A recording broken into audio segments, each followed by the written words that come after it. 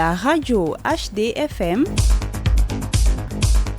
la voix des communautés au cœur de l'action humanitaire, la voix des humanitaires au service des communautés. C'est l'heure de votre journal en français. Bonjour à toutes et à tous, soyez les bienvenus dans cette nouvelle édition de votre journal sur la radio Humanité et Développement HDFM. Les titres: Nouvelle 1 à Bamako, tournée nocturne de la ministre dans les structures sanitaires, gestion des urgences, des ateliers pour renforcer la communication en cascade à Mopti. Et à présent, le développement de ces titres dans votre journal. La radio HDFM. À l'approche du Nouvel An, fidèle à la tradition, la ministre de la Santé et du Développement social a effectué avec une importante délégation une tournée dans 4 structures sanitaires de Bamako. L'objectif était de vérifier la présence du personnel de garde et de s'assurer de la continuité et de la qualité des soins en cette nuit particulièrement animée. Cette initiative traduit non seulement la volonté de la ministre d'être aux côtés des professionnels de santé mobilisés au service des populations, mais témoigne également d'un engagement concret en faveur des usagers et des communautés. Place maintenant aux interventions du professeur Tcherno Madan Diop, directeur général du centre hospitalier et universitaire Gabriel Touré, et de la ministre de la Santé et du Développement social, le colonel-major Assaba Diallo Touré. Aux urgences générales, nous avons reçu à peu près 35 patients, dont 27 accidents de la voie publique et avec 2 coups et blessures. Donc pour le moment, il y a des patients qui ont été opérés, d'autres qui sont en attente. Nous allons souhaiter que ce nombre n'évolue pas. On dira que ce sont les premiers jumeaux de l'année 2026. Et comme c'est la fille qui est venue en premier, on dit que quand c'est une fille, ce n'est que du bonheur. On a vu un personnel, partout où on est allé, engagé, motivé et qui est là pour la population.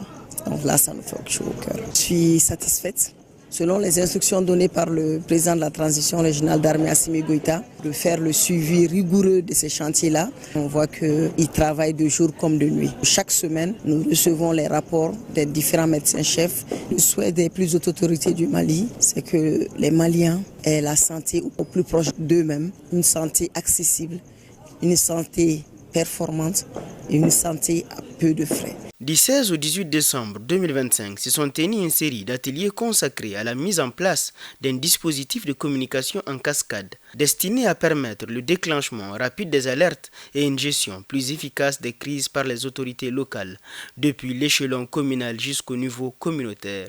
Organisé par l'ONG AMSOD dans le cadre du projet DIPIECO en partenariat avec Solidarité Internationale, ces ateliers avaient pour objectif de renforcer un système structuré de collecte, d'analyse et de transmission des informations relatives aux risques afin d'améliorer l'anticipation, la préparation et la réponse face aux situations d'urgence.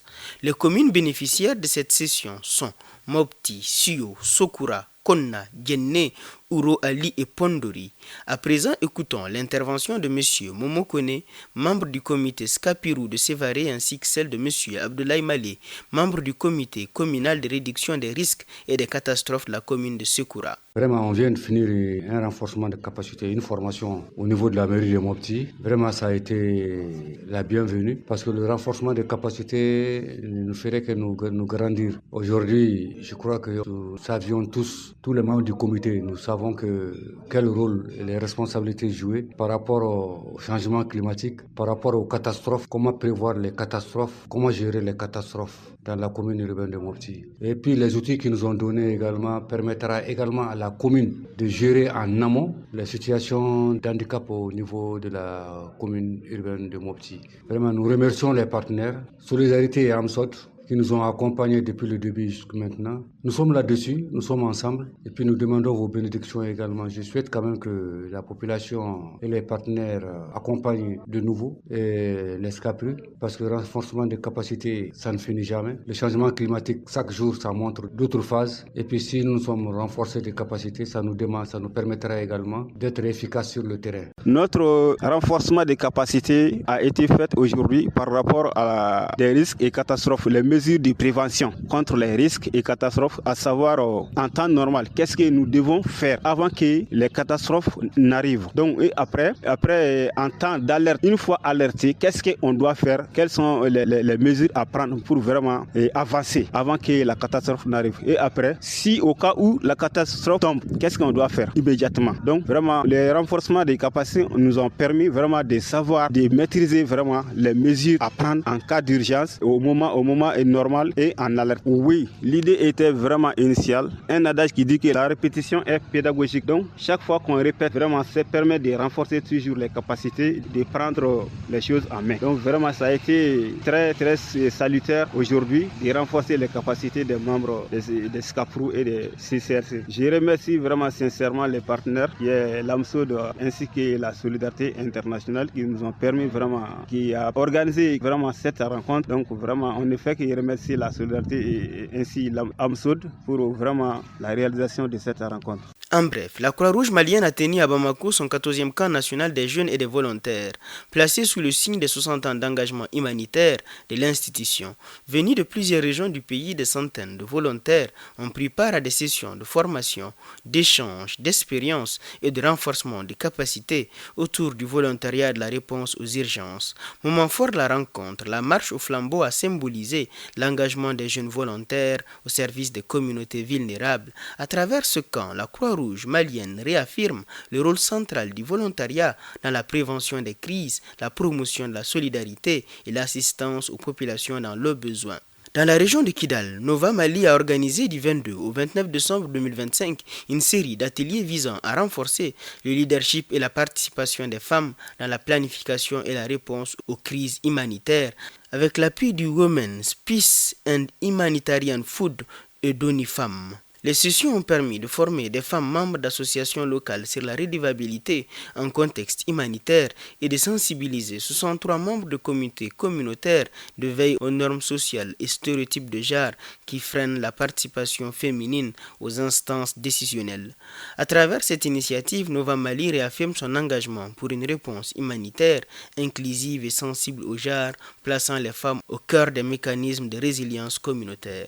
Le réseau national des jeunes du Mali, RENAGEM, a lancé à Bankas une formation de 5 jours dédiée à la prévention des conflits et à la promotion des droits humains au profit des membres du cadre de concertation du Cercle. Organisée à la Maison des Jeunes, cette initiative s'inscrit dans le cadre du projet d'appui à la paix et à la cohésion sociale financé par le Royaume du Danemark à travers le FAMOC 2.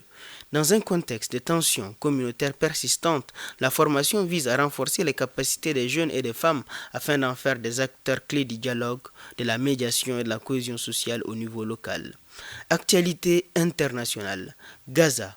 Israël interdit l'accès à 37 ONG internationales. Les autorités israéliennes ont annoncé l'interdiction d'accès à Gaza pour 37 organisations humanitaires internationales, les reprochant de ne pas avoir communiqué l'identité de leurs employés palestiniens. Cette décision suscite de vives inquiétudes quant à l'acheminement de l'aide et l'accès aux populations civiles. Suisse. Un incendie meurtrier en Suisse a fait plusieurs victimes et blessés, entraînant l'ouverture d'une enquête afin de déterminer les causes du sinistre.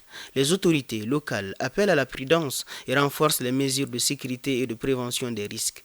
C'est tout pour cette édition de votre journal sur la radio Humanité et Développement HD-FM. Au micro, vous aviez Yehia Bouré, la partie technique a été assurée par Salim Djouara. Merci de votre fidélité et à très bientôt sur la radio Humanité et Développement pour une nouvelle édition de votre journal. La radio HD-FM